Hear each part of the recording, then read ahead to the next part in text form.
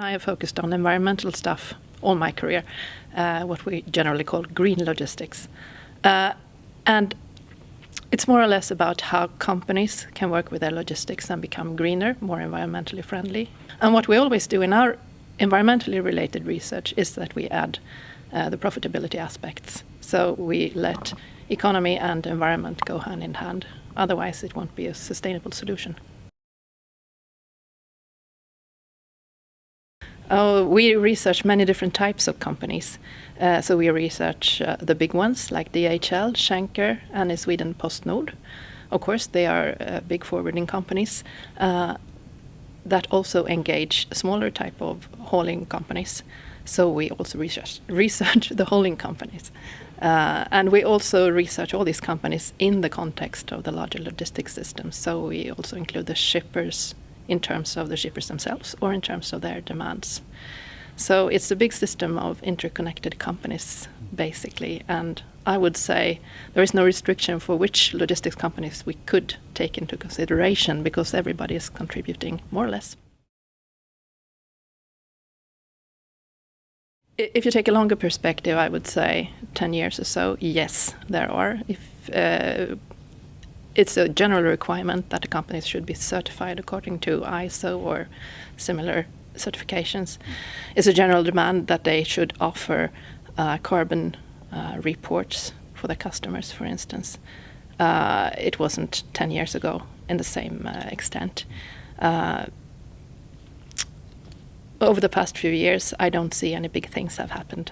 If you say that green demands have started to come a little bit, I would say social demands are still starting to emerge. So they are lagging a little bit behind, but we can see them more evidently now than just 2 or 3 years ago.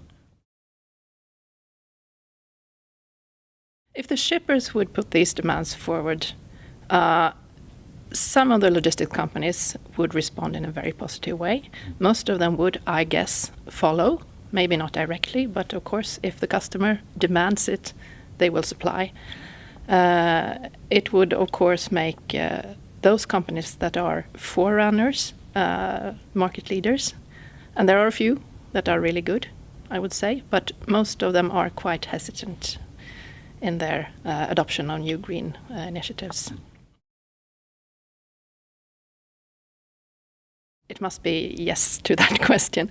I believe they can, but it requires maybe another mindset than many of them have today. We have seen examples of those that they have a good financial development, they are really careful with the environment, they are proactive in introducing eco-driving, saving tires, saving fuel by all different means, and putting hard restrictions on their drivers. So they also get a very positive working environment. They have drivers lining up to get employment there.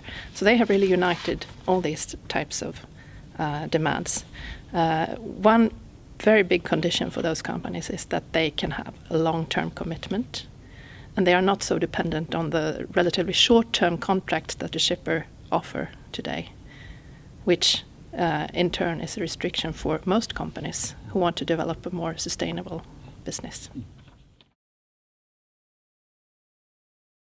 I think it could. And I think that most logistics companies see that it could.